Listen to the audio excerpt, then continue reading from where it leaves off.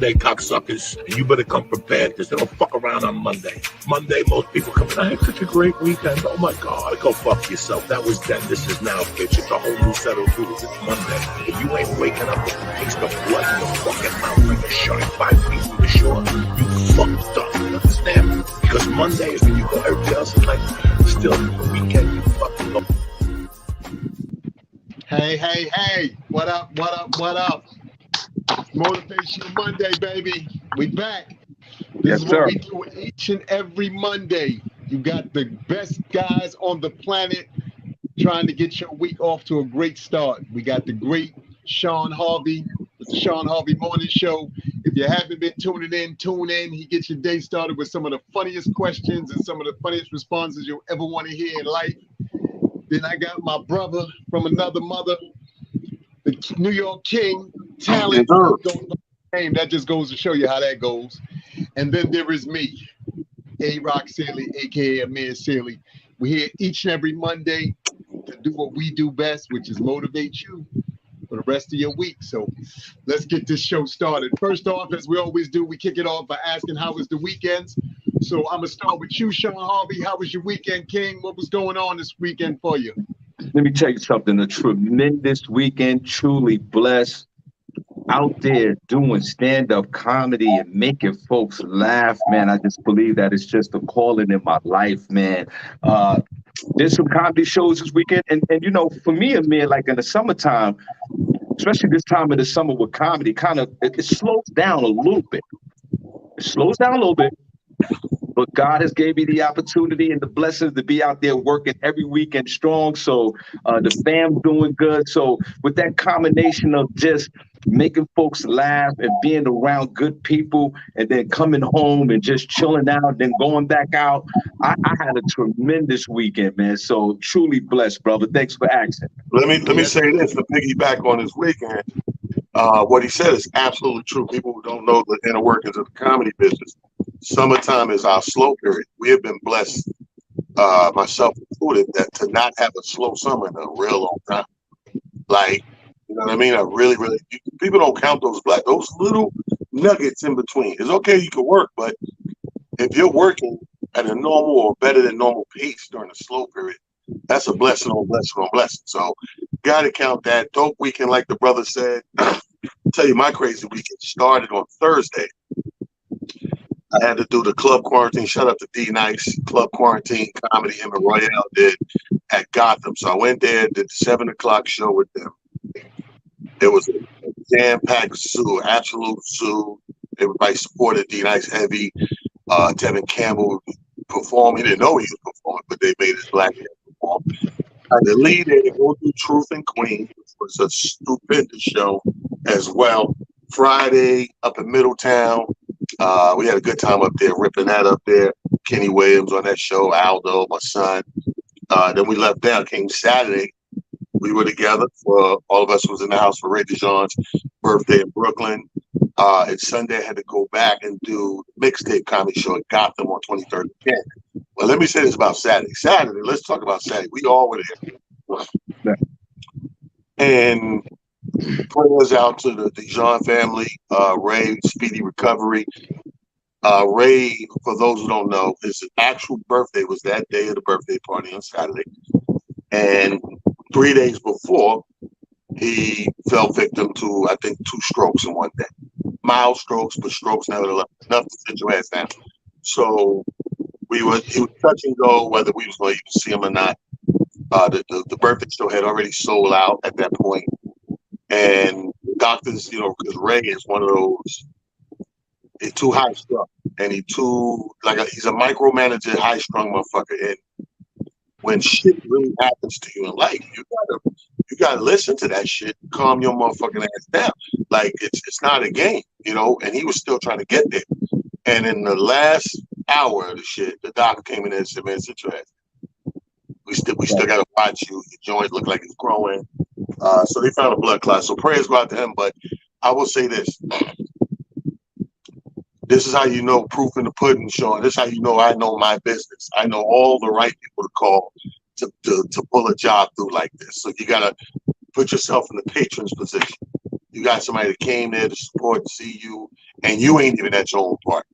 Yeah. So you can easily have a restless ass audience or agitated or whatever the case may be. But because talent is the king, he called Shawn Harvey. Right. He called Aldo. He called funny ass Black Ron. And he called Kenny Williams. And what those calls did was assure me no matter what was going to happen, we were going to have a great time. And then we closed out with Ralph McDaniels and Greg Nice and Smooth, Austin 2 in the building. And the night was bonkers. Now, one of us ain't going to heaven, though. Yeah. See, there's a line that God's watching. When you cross that line, God's like, okay, man, that's too far. I ain't gonna lie. I thought it, but I would not. I said, you know what? I'm not gonna say it. And before I could finish that thought, I heard the motherfucker in the other microphone go, see, he's stroking now. Yeah. And the Zoom call had frozen. So Ray's like, yeah. Shawn points at the screen of the wall and said, he's stroking right now, bro. Yeah. Yeah. I felt that, you know, you got the two angels on your shoulder.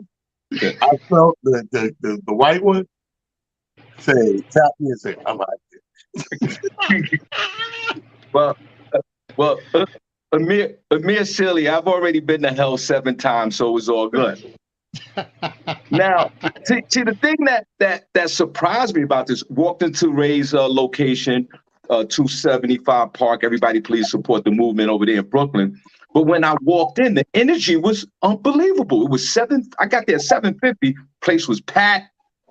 The energy was lovely. The people was in the building. And I was like, okay, let's do this. I knew I was on the show, but the New York King talent pulled me to the side and go, listen, we're going to go up there and roast him a little bit. We're going to roast him, introduce. I'm going to let people know what's going on, and we're going to roast him before he goes on this Zoom conference. I'm like, roast? Are we going to snap on this nigga? Okay. So when you tell somebody like me that we snapping on, we're going to snap. We're going to get to the snap and we're going to get to the battle. That's it. Now I'm in battle mode. And Amir, the thing is, what we're really fascinated about it, when Ray started talking, like we was hanging on his every word. Right. You see him in the hospital, he got his beard, he looked like he was on like a crack run for a few days. So we're hanging on every word. And as he's talking, he even paused for a moment. He wasn't saying nothing. Now the feed was up. And in my mind, I was like, oh my God. Like, I think everybody was like, is he gonna get stuck again? And then he started talking. And then that's when the feed froze. And that's when I went into that whole, catch another stroke. The Zoom got the stroke. There was a lot going on. And then everybody stopped. And like what Talon said, like there was a decision to make. There was either you laugh and you go to hell, or but I backed you up. I said, listen, it's funny, it's disrespectful, but it's funny as a motherfucker. Yeah.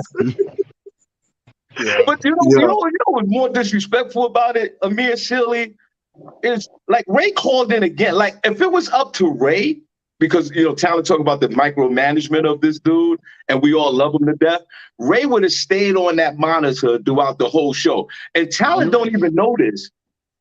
And I'm going to say this and yield my time back. Aldo was on stage, and Aldo was hilarious. I'm on the other side of the room with the DJ and the sound guy. But the sound guy had a Ray on his laptop. Ray DeJean told the sound guy to give Aldo the light. I said to the sound guy, did Ray just tell you that? He said, yeah, man, he told me. And in my mind, I'm like, Ray, sit your ass down. This is your problem. The New York King is running the whole situation. The show is great, and this guy is trying to give somebody the light from a hospital bed. Prayers up the Ray DeJean, speedy recovery. But man, he did a lot that night. This shit is crazy, bro. Like, and we kept saying that with the most love possible. This is why you are where you at, man. This is why you're stressing and stroking, and you gotta. And I think we all suffer from it, but you have to reach a point where you have put people in place and you trust those people to do these things. Like she's been working with you 1,000 years. She knows that part. Your Kwame's been working with you for the last decade. He knows sound, lights, and all that part. You got everything's in place. Sheila got the kitchen held down. Everything is in place. All you got to do, you called me. The showrunner got it all together. Really, all we need you to do is that piece you did in the beginning. Let people know we ain't bullshitting. You fucked up, blah, blah, blah. You'll see him when you can see him, but thank you for patronizing and blah, blah, blah. Get off. That's it. You can't even do that. So you're bringing this stuff on yourself. Let me say this real quick. Today, last night, you know how you get done. You see everything. I just laid out 5 shows in 4 days real quick. I just laid out 2 on Thursday, 1 on Friday, 1 on Saturday, last one on Sunday. When I got to the end of that last night, it was one of those times, Shawn, when you back to back in it, your body want to just say, okay, I ain't got to worry about what time I'm getting up tomorrow, go to the next thing. I'm done. So I'm clocking, I'm going home, get my nightcap. As soon as we pull in front of the bar, I'm in a good high space. My boy turns around and goes, you see this? And shows me a Facebook post. Now, I know y'all know her, the meteorologist on CBS, Elise Finch, passed away last night. This happened had to happen while I'm doing the show. So we get the news as soon as we pull up to the bar. And I'm like, the first thing you do nowadays, you got to fucking check if it's fake news. So we like, oh, let's check, let's confirm it. And when I go on to Google and everything, Google search, I'm confirming it. Now, this is a young lady. We went to high school together. Elise Finch, rest in peace. Went to high school together. She's a mom. She's a wife. Her father, funny thing is, the funny inside joke is like coming up at the high school era, her father liked me for her. Her father wanted me to lock in with his daughter. He's like, yo, you don't like my daughter nice? You ever see a father try to sell his daughter dumb funny? But I'm like, I like her, but I'm cool, and I just was into everything but settling down with one girl. I was sports and art and all type of shit, breakdancing and rapping, all type of shit was going on. So I'm like, yeah, whatever. But we've always seen each other at certain events, certain foundations and fundraising, stuff like that. And we in Mount Vernon, we wear real close to the vest, all of our local heroes here, because it's a small space with a mighty number of motherfucking talented, powerful people come out of here. And there's only 4 square miles. So she's right there in that calendar of people. When you think of JB Smoove and you think of Gus Williams, you think of Elise Finch and Talon and Jeff Red and Albie Shore, Heavy D, all of Denzel, everybody's in it. And she passed away. So I was you get into this real numb space. And I really was thinking about all the shit we talk to help people when they fall into these spaces every Monday. So I was thinking about this shit last night. So coming into the show, I'm like, you know what? This young lady here, between Ray, talking about Ray and his strokes, happened to be in the hospital. Matter of fact, it's been quiet on it, and when we get off it, we need to check on him. And then going into somebody passing away so young. I'm 54. Elise is 51. I think she'd have been 52 late in the year or whatever. But young, they haven't released what it is yet. But I'm here to tell people, self-included, this is why we always saying, live this shit to the fullest. Do whatever it is you want to do. Thank God for the one thing that came out the pandemic. A lot more people jumped out the window with doing shit they always wanted to do. We should do that in general with life. It's funny thing we talk about life because it's like, I don't know if you motherfuckers watch animated movies like Puss in Boots and shit. I watched the last Puss in Boots, and the whole shit is him chasing this thing to make a wish because he figured out he never cared about life. He was fearless. But come to find out, the nigga died 8 times already, right? So they got one more, cat got 9 lives. So they tell him, you down your last joint. So now knowing he on his last life, now he fears things. And now he's scared. He's trying to go get his main wish when he get to this thing is, I want my lives back, all my lives back and shit, so I can be fearless again. But this is how we have to live, people. Because you have, this is a guy with, this character, 9 lives, lost 8, get down to 1. He's fucked up. We only have one that we know of. We all only have one that we know of. And we still refuse to take heed to the possibilities of what could happen. We still refuse to live it to the fullest. And we take shit for granted. You are not promised tomorrow. This young lady is 51 years old. Yeah. 51 years old. Fuck me up. And we not promised tomorrow. So you got to take these things and do a self-check, like Amir always says. Do some self-inventory check and see where are you emotionally and mentally right now, like this thing right here. Because this thing dumped me into a little weird funk last night. And I'm just staring off into space and trying to make sense of it. You don't know why yet. It just came through, and I was just watching the damn news. She did the weather on CBS in the morning. Just watching shit all week. Wow. So interesting about what you said, T, and it's funny because you touched on a few different things. First and foremost, like you said, we take your health extremely serious. I don't care who you are. I don't care what stage of life you're in, what age bracket, what generation you're in, Z, X, elemental P, whatever. Take your health, seriously and do what you can, obviously, to keep your health in order. But you touched on something. Motivational Monday is obviously that's about motivating. For those of you who are sticklers for being control freaks, the greatest thing you could do for yourself is put yourself around people who know things that you don't know and then empower them to do it. That's like one of the greatest things you can do, because what tends to happen is now you can have some relief for yourself. Obviously, you don't have as much on your plate that you have to worry about, because Shawn, who's great at this, I can give that to Shawn. I don't have to worry about it. Talent, who's great at this, I can give that to Talent. I don't have to worry about it. But you have to empower them to do so, and then you have to let them go.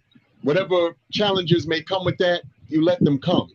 But you can't continue to, I got to put my hands and touch everything. It doesn't work, because at some point you burn yourself out. And then, as Talent just stated, we're left with the what if questions and, dag, I wonder how and why this happened. He just touched on, like you said, somebody who's, near and dear to him. And, there's a few other people who we mutually know who are going through some challenges similar to that, just through conversations that I had just this weekend alone. And it has to do, like you said, with people leaving here. We don't know what that dash is in between the time we come here and the time we leave. But it is super imperative to not only take advantage of it, but just absolutely immerse yourself in whatever it is you think you're supposed to be doing. Please don't allow ageism, don't allow sexism and all these other isms that we've come up with to cloud your judgment and force you into boxes and make you do things that aren't who you are and what you do. I was at a brunch. I didn't get to, say my part, but I was at a brunch Saturday, and this DJ went into a segue, T, that would have made you proud. He did one of our When We Were White Wednesdays, but at this brunch. And when I tell you everything he threw on, there was nothing but black people in there. Everything he threw on, we sung at the top of our lungs, and everybody in there was looking around at each other like, oh, you remember this? I was like, y'all stop acting like you don't remember it. We've had the pleasure of going through, Shawn, you're a little bit older than, both of us, but you've had the pleasure of going through several generations of incredible music. So when I hear people who act like they don't remember Culture Club, when I hear people act like they don't remember Van Halen, I'm looking at them like, come on now. You remember before we had U16, we were blessed enough to have Ralph McDaniels in the building. We were in the green room talking about before there was Video Music Box. And he told a very funny story of how even Video Music Box got to where it was, because he said it was supposed to be taken to MTV and that just didn't happen. But I share all of that with people because those are the things that you don't know. The stories of where Shawn and what he's really been through, and Talent and what he's been through, and even myself.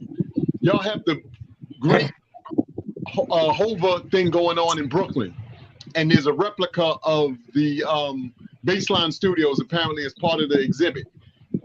Malik, Juan, and my boy Spank are the 3 people who are responsible for Baseline. Everybody's giving, Hova the credit, this, that, and third. He made some classic albums out of there, but the studio itself, that was not him. But it goes to show you that if you don't tell your stories, if you don't be present, people will rewrite and remix your story in all kind of fun ways. So I just encourage everybody, tell your story so that nobody else has to rewrite it. Nobody else gets to make it what they want it to be versus what it really is. You know, well said, you know, on this motivational Monday, and that's why we do this each and every Monday, you know, just to motivate not only our folks, our beloved folks that listen, but to ourselves as well, because I can hear the message in what you're saying. And rest in peace to the young lady, Elise Finch, 51 years old, from Mount Vernon. My condolences to her family. And the message for me, and you talk about it, you both talk about it, like self-inventory, and you talk about health. It's so important. Every once in a while, guys, on a regular basis, you have to test your blood to see what's going on with your blood. You have to go to the doctor. It's not here today, gone tomorrow, here one moment, gone the next. But we want to utilize what we have and our power just to see how healthy we are. So sometimes, I'll share the story with you guys. A few years ago, 3 people that I knew died of heart attacks a few years back. And what I did, I made an appointment with my doctor to run a stress test. It had nothing to do. I mean, people were dying around you. People die around you. You get older, if you're young, really doesn't matter. People die around you. But the message that I got out of my folks that had passed away with heart attacks, I said, you know what? Let me go take a stress test.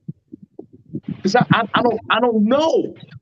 So sometimes you don't want to know what's going on with your body. So what I get out of this and what you guys are talking about is check your health, check your blood, because it could be that fighting chance that will keep you alive with just information that you need to know about your body. Check the blood on a motivational Monday. If you haven't been to the doctor in over a year, call your doctor. You know that, listen, you ain't got to listen. You still don't need no insurance. You could go anywhere to get, your blood test. They can bill you later, but you want to know this information about what's going on in your life. So that's what I get out of this. A lot of times when people get sick, die, or there's a lot of illness, sometimes that's a wake-up call to check your own self and your own health. So my condolences go out to this young lady. Our people so damn nosy. Like, we check everything but our own health. You want to know everything on the block, but what the fuck going on in your body? Like, you won't go, needles, or I'll get over there. Yeah, I'll make an appointment.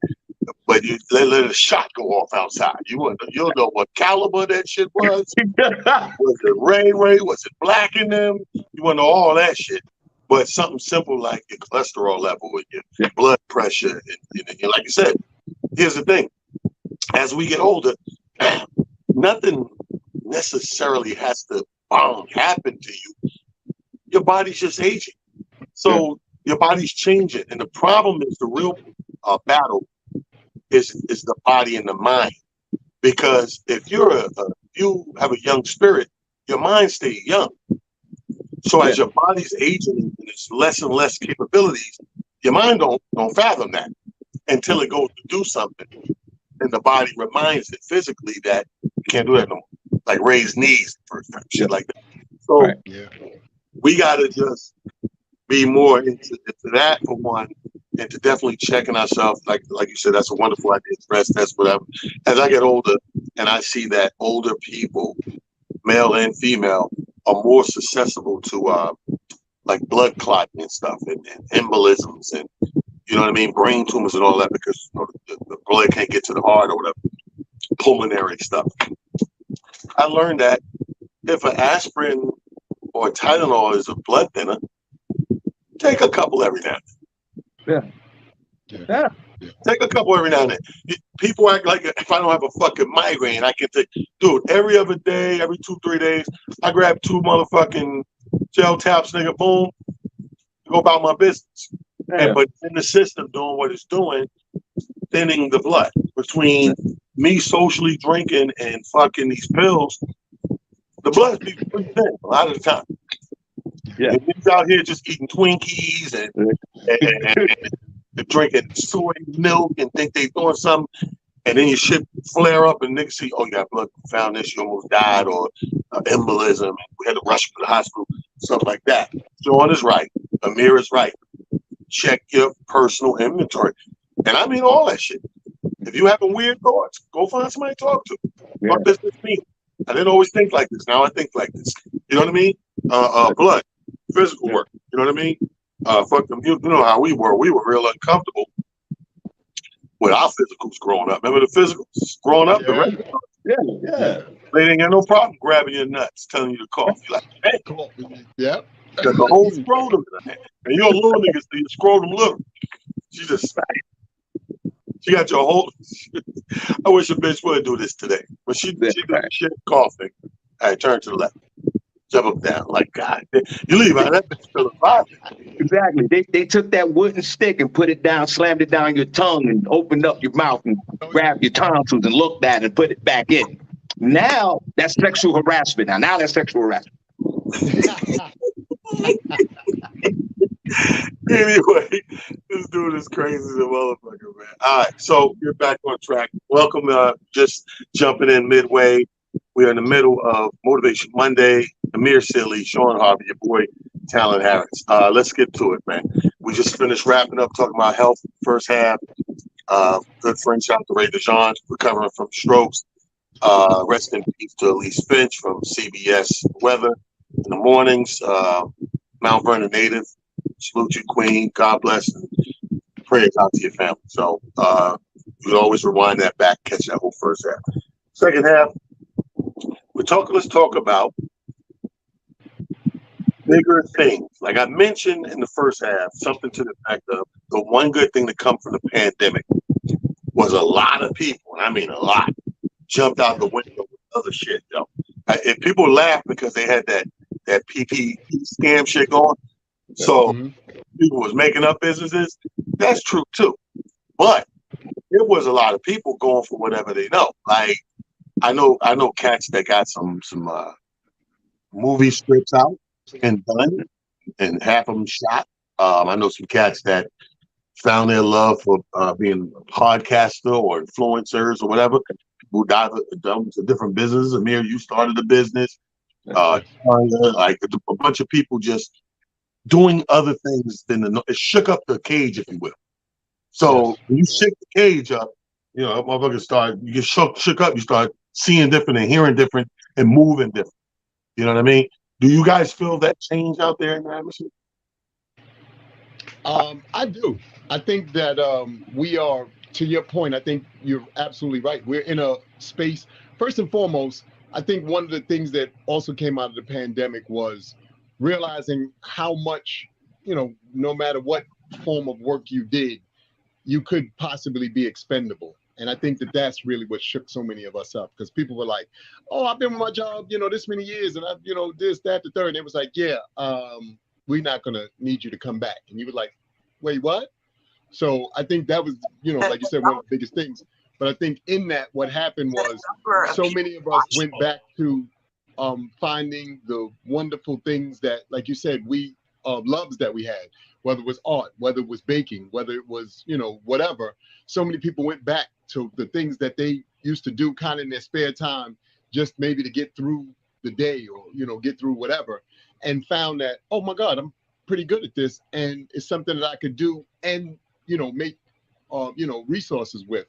And I think because of that, like you said, you look around and you're finding out, oh my God, my friend over here is a realtor. This friend over here is a what, or this or that. And it's kind of dope, because I think one of the things that we're always not as good at is utilizing our networks the way that we could and we should. And I say that humbly because I do know this. For some reason in our community in particular, we have this weird way of thinking that if we support one another, it puts you a step above me, versus all of us working together is making all of us rise and not one or two of us. So, you know, I just hope that as we continue to discover our talents, as we continue to share our talents with the world, we also lock on and lock in with each other, so that we're all, as my mom says, a rising tide helps all boats rise. So I hope that we, you know, continue to utilize that as a train of thought while we, you know, move into this space that you just mentioned. Well, what about you, Shawn? Do you see the difference? Well, do I see the difference? I see the difference now. I see the difference every day because when the coronavirus hit the scene and everybody was fearful and we all was, at least included, I know I was. After all of that, it triggered a lot of folks with a lot of other opportunities because sometimes in disasters or health issues, you see opportunity in the darkness of what's going on at the moment. And I think that the mindset, like everybody's mindset changed during the coronavirus. Because prior to that, we all had jobs and folks were working and people were fearful or walking on eggshells at their current job. They wanted to follow policy and procedure. Nobody wanted to get fired. Everybody was just treading the line and make sure we get paid and do everything right.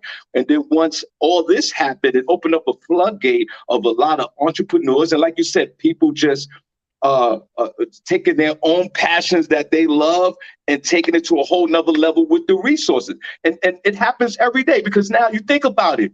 Back in the day, for example, they had a lot of cook jobs, a lot of jobs you can cook, you can serve, a lot of jobs like that.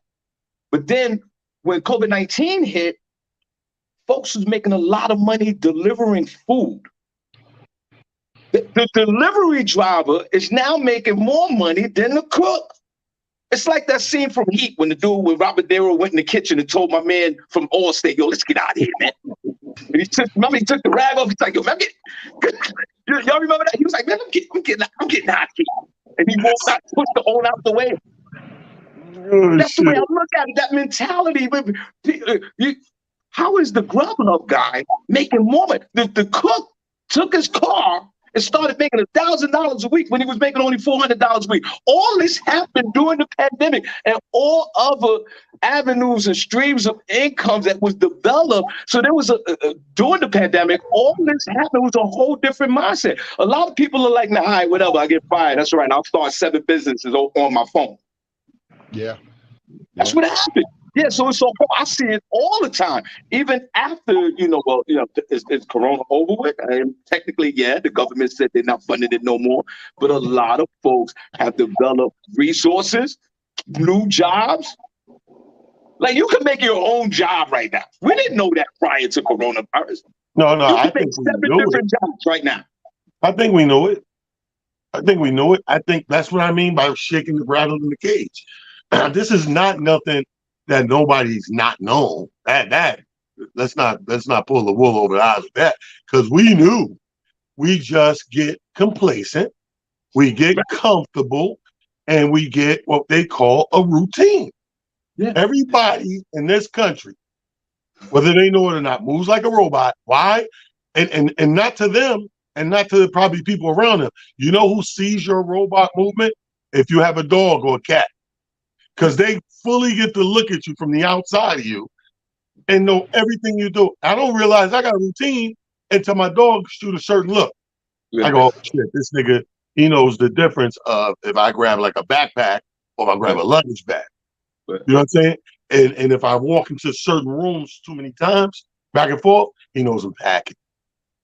Now you go to church, boom, your pants, boom. But your sock. If I do that shit, now you got an attitude. But I think we know, Sean. I think the pandemic, COVID was a cage rattler that rattled us all. And but some for good, some for worse. You know what I mean? Because let's keep it real. Everybody don't perform good under pressure. Everybody's not good at desperate moments in life. You know, some people get desperate, get their back against the wall, and is the worst thing that can happen is the outcome. And then some people push and strive and figure a fucking way. Yeah. You know, way number 1 didn't work yesterday. Way number 2 didn't work today. Blah blah blah. But they keep pushing and they keep going and they find a fucking way. It might be way 16 or 27, but they didn't give up. Is what I'm saying. Everybody don't perform the same under pressure. So when they rattled this COVID cage, and I feel like about everybody like I do about social media comedians. Right. Some of them are good. Yeah. Some of them are good. And you can put them on a show, they're good. And then some of them are fucking trash. infiltrating the lane and being despicable with shit about it, but half and half. Same thing with the COVID people that jumped out and tried something different or chased an old dream or a passion. Some of them motherfuckers, it was good for them. It was good for D-Nice. Yeah. Exactly. Right? It was Exactly. good for Lord Finesse.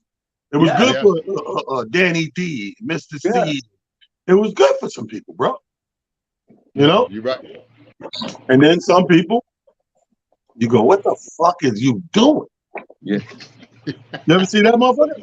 The motherfucker ain't never talked publicly in his life. He got a podcast. Okay, hello today. I'm glad you all been following me. Right. I'm gonna do this every day for an hour at 5 o'clock with the camera. Oh yeah. So fuck that. Yeah. So you got some motherfuckers that have worked for some people that didn't. But here's my thing.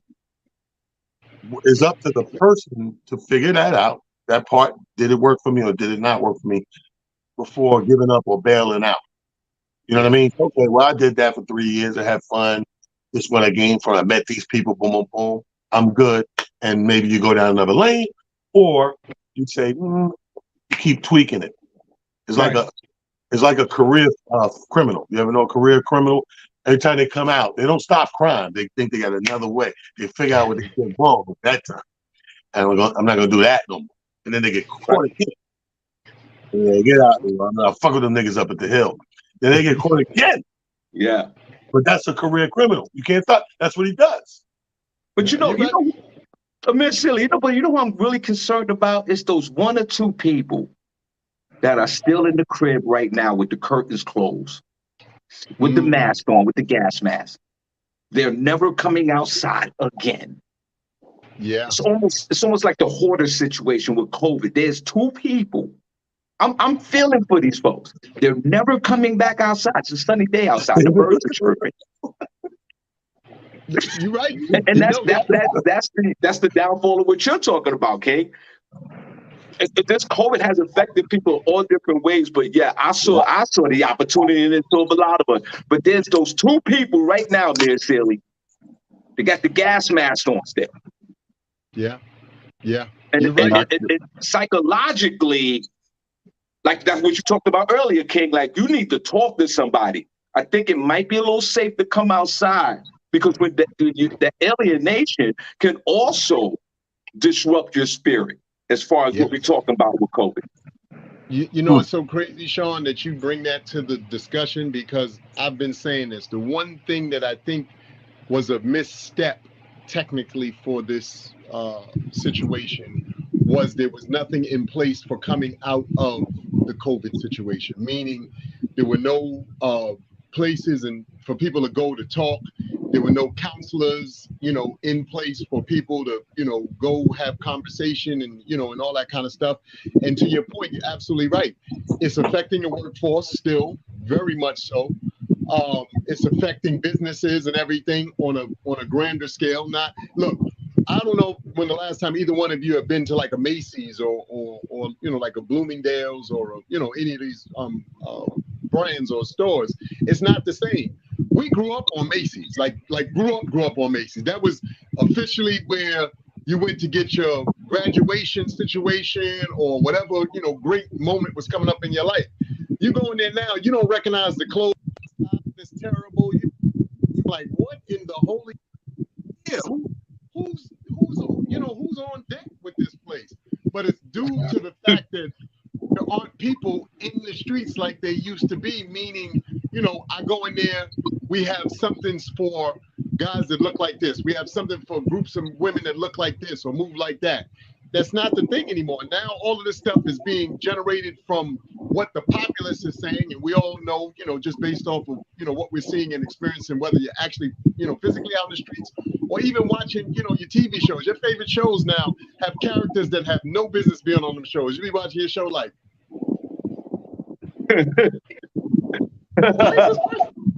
y'all know I'm not lying.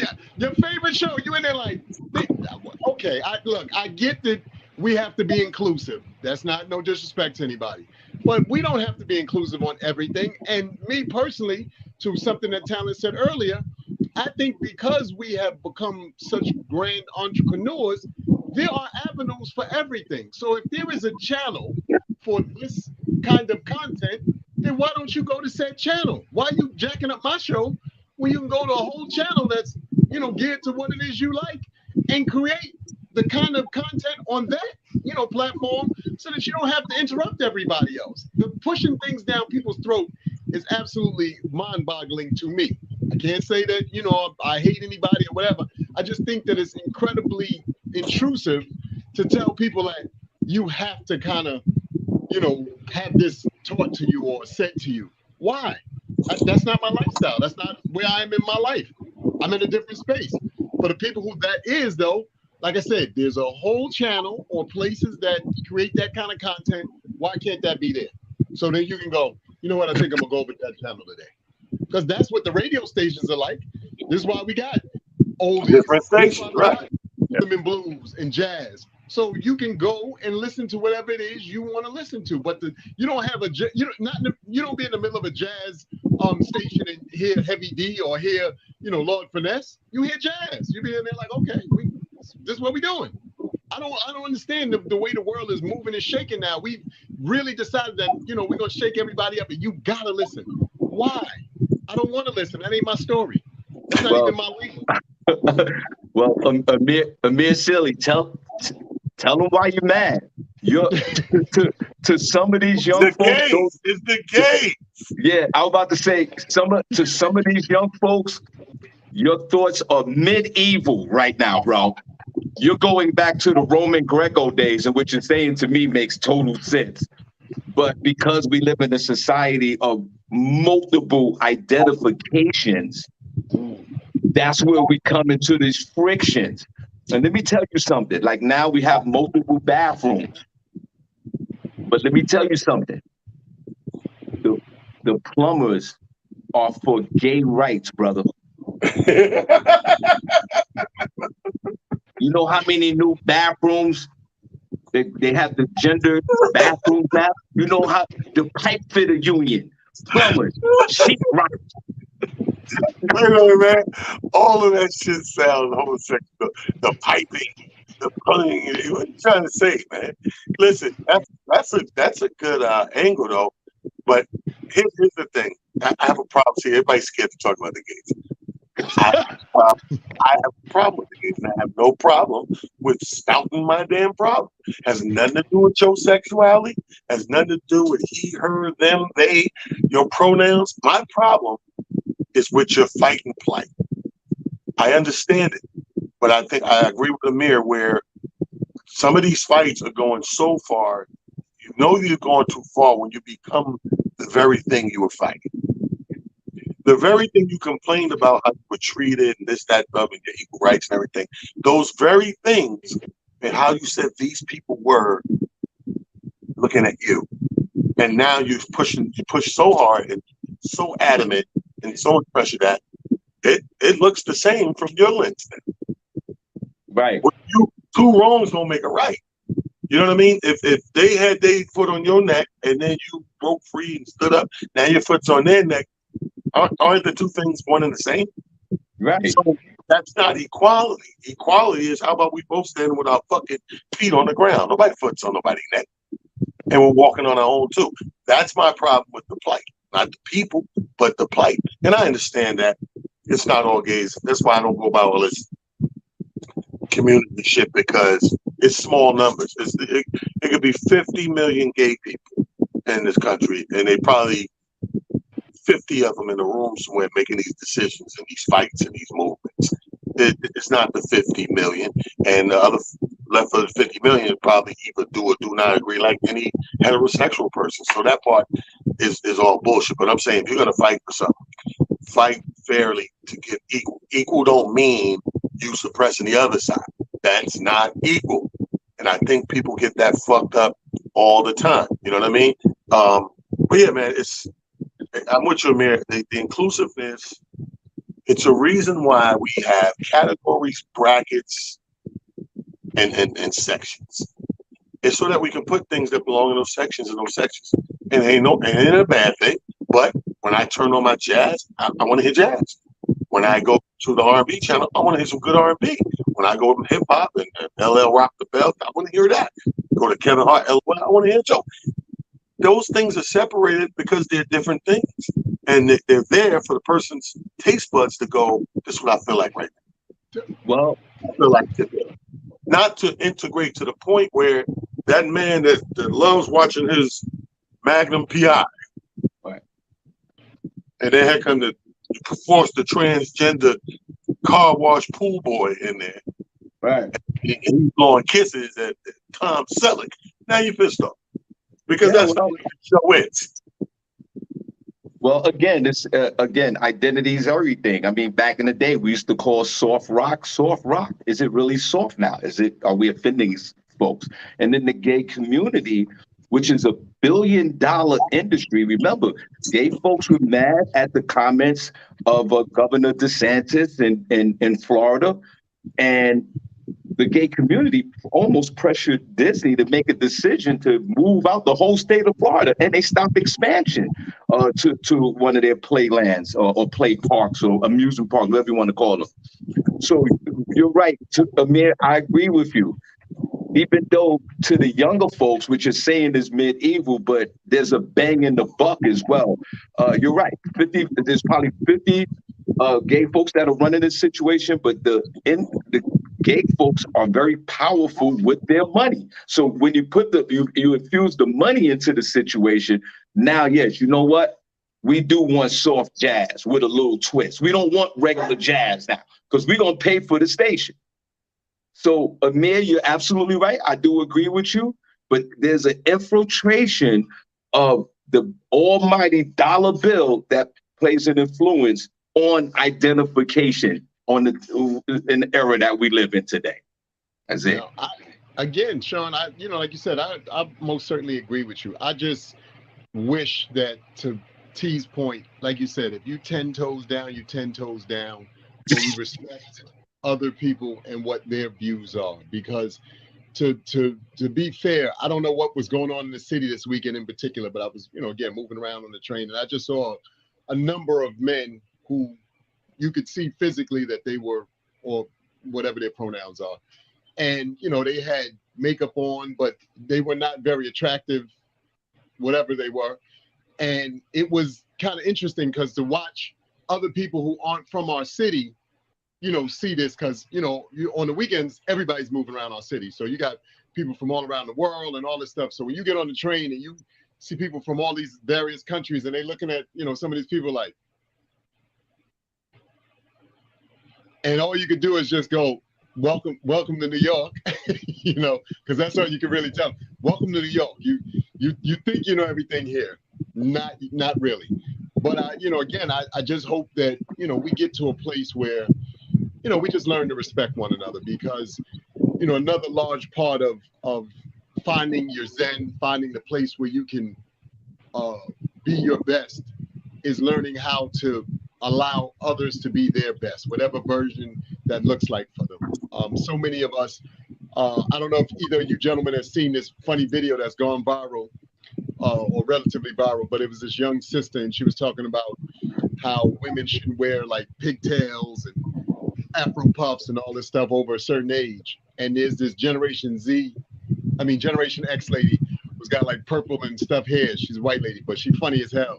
And when I say she read her the riot act, and all I could do was laugh, because I was like, you can't tell our generation things not to do. Like they said, we the last generation of latchkey kids, have to be in before the street lights come on. We raced ice cream sticks down the street when it rained. We fished change out of the grates, in front of your building, with a string and a piece of gum and a button. So, and the hustling, and this is why I always laugh, because hustling for us meant everything from packing bags to whatever else, buying newspapers to go sell them in your building, just so the people in your building didn't have to get up and walk up the block to the paper store. So we always was on something where, we were trying to put a little change in our pocket and, do specific things. I look at our children's children now, and, sweep something up. Why I got to do that? Because it teaches you how to have some sense of doing something for something in return. So many of our young people are under the impression that things are supposed to be given to them. Well, Dad, you worked hard. Yeah, key part of that sentence is I worked hard. You haven't worked and done anything. So I need you to get into the ideology of understanding that hard work does pay off when you do it. Well, Amir Steely, I do sympathize with you when you was on the train and all the fellas got on with makeup and lip gloss. When all the fellas got on the train with makeup and lip gloss, and I know it must have been an eternal struggle for you, but because you can't even identify these folks. It's a struggle for you. You was like those guys. And Amir Silly, I want you to free yourself, my friend. Free yourself.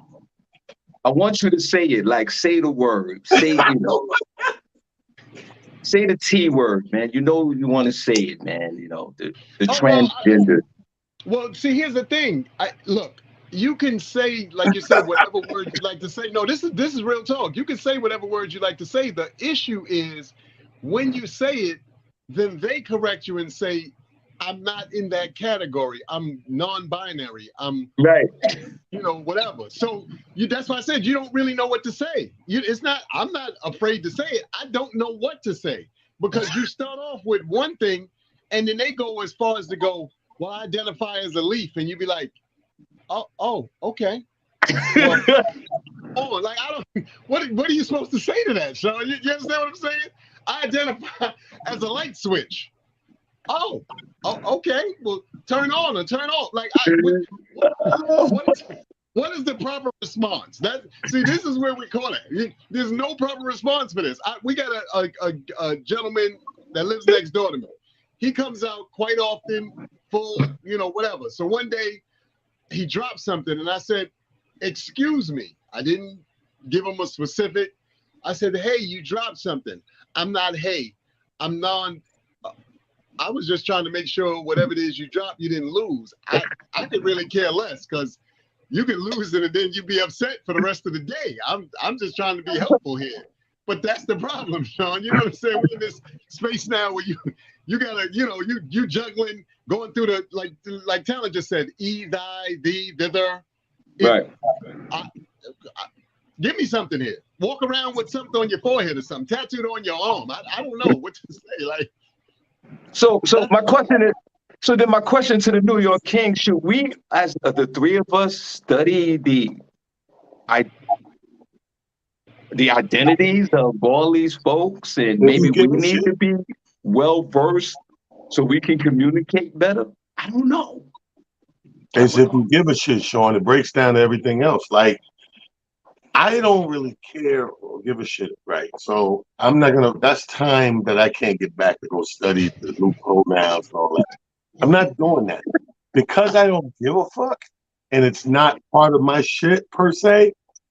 Like everything else that I'm not down with, I just don't do. Like, I'm not a big baseball guy, so there's no baseball memorabilia around here. It's football, it's basketball, maybe even a soccer ball in this house, but not one piece of baseball type shit. Maybe a hat, that's it, right? So because I'm not involved in the whole gay community or fight or plight or whatever,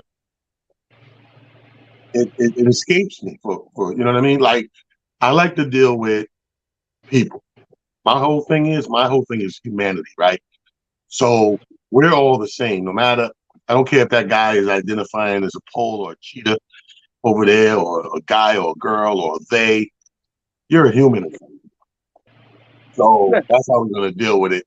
And if you can't take me treating you like a human, then you need to find another fucking planet, because this is where the human race is. Well, that happened to me. I had reverse effects with gay folks. I did a comedy show in Brooklyn back in the day for some gay promoters.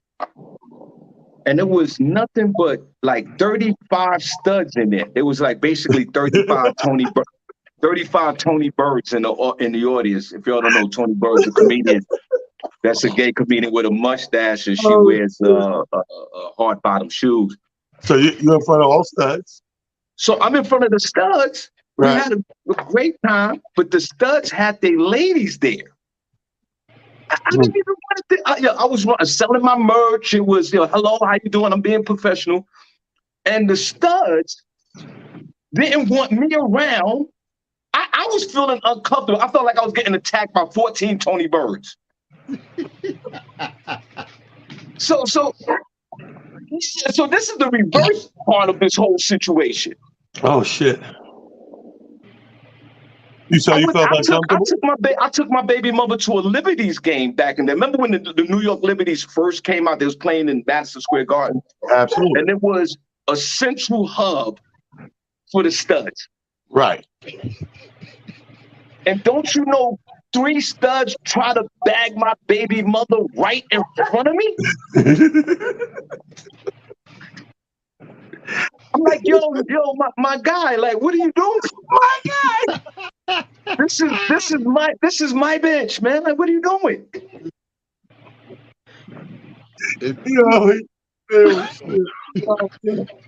So in a sense, you're right, King. Should we even care? I don't even care. Like, what's your? Whatever you identify with yourself, I don't care. Yeah, I'm not. It's this, like, Shawn. It's right there in the essence of all of the talk, the innuendo, the white supremacist thing, right? The white extremists in the country and all. And what do you feel about that? I don't give a fuck about it. I don't plan on being around these niggas. You know what I'm saying? I don't plan on having no breakfast at the IHOP with these motherfuckers. I don't plan on driving out to buy one of them pickup trucks. I'm not gonna see these niggas. So until that shit is fathomable on my end, fuck. Like, people are, you see, they raised this much money for this thing. They get not $1 mine. Right. You know why? Right. Fuck. I don't know these people. Can you GoFundMe, get the nigga truck out the mud? I don't even know this nigga, bro. Yeah. How did he get the truck in the mud? The fuck out of here. While I wait for my Uber. Fuck out of here. So the thing is this, man. He's right. I think they took, but see, this is what I think about a lot of shit, because we're in the era, that's what you could call this era, the last 10 years. This is the movement era. Everybody got a movement. Hashtag Me Too. You know, the letter community, the Black Lives Matter, the white supremacists, the QAnon. It's a bunch of them shit out there. But everybody got a movement. The feminist movement, females, equality, blah, blah, blah. Everybody got a fucking movement. Donald Trump, make America great again. There's movements around every corner. But my thing is this. Dots, yeah, slide. And every fucking movement, that's your shit. Now, if you're involved in that or believe in that to an extent, and you're one of those guys that send funds in, you're part of their campaigns, and you support that shit, $20 here, $100 here, and all that, then you part of the conversation in my world. To me, I'm not a part of none of those conversations. I'm not sending nobody $5 for shit. You know what I mean? You want to run for president? You should have some fucking money. Yeah. Reaching back to poor little old me to fund your campaign. Nah, nigga. Yeah. You can't be my president. You can't be my, I don't want no fucking broke ass president. Get some paper, get your paper up, then come talk your politics and shit, and I'll see if I give you my vote, nigga. That's it. Give me some money. I'm gonna run. What? How come when these niggas don't win, nobody get no money back? Facts. Super facts, Steve. It'd be like they raise like, I'm sorry, people. I know we all talk, but they'll raise like 70 million in campaign fund. They'll spend 20-something, 30-something more commercials. It's 40 more sitting there. So they lose. Fuck, that money gonna be. Yeah. Right. With 40 million left, where did it go when you lost and you out of the race? Nobody's getting these envelopes back in the mail. Hey, we lost, but there was some money left. So I go some. You might have sent 500 and only got $120 back, but that's thoughtful to me. Yeah. That money left over. Here go your money we had left over. But to just take a motherfucker money, either resign, step down, or lose, and nobody get a nickel back. Yeah. Good Can't be point. my president. I don't want no broke president, bro. Right. Everybody Good who point. run every other country in this world got money and resources. We put a broke nigga in office, nigga, that'd be fucked up. They'd be like, what? China said what? I'm going over there. Loan me $100. Get over. Loan you $100. You're a fucking president. Anyway, sorry about that, folks. We have met we are done here. Motivation Monday. It was fun as always. Amir Silly, Shawn Harvey, your boy Talon Harris holding it down. Once again, today's show dedicated in a super rest in peace and praise going out to the family, the Finch family, Elise Finch from Money in Mount Vernon, my hometown, 51 years old, passed away yesterday after 16 years with CBS doing the weather as a meteorologist. Mount Vernon High School graduate, go Knights, and also get well soon, Ray DeJean. And we're glad we had a good time with Ray. Ray's recovering from stroke. So prayer warriors, come together. Everybody pray for these people and their families and their loved ones as I'll be praying for you. Like we always say in closing, man, I love you. There ain't nothing you can do about it. Peace, Kings. Peace. Let's do it. It's Monday, cocksuckers, and you better come prepared because they don't fuck around on Monday. Monday, most people come in, I had such a great weekend. Oh my God, go fuck yourself. That was then, this is now, bitch. It's a whole new set of rules. It's Monday. And you ain't waking up with a taste of blood in your fucking mouth.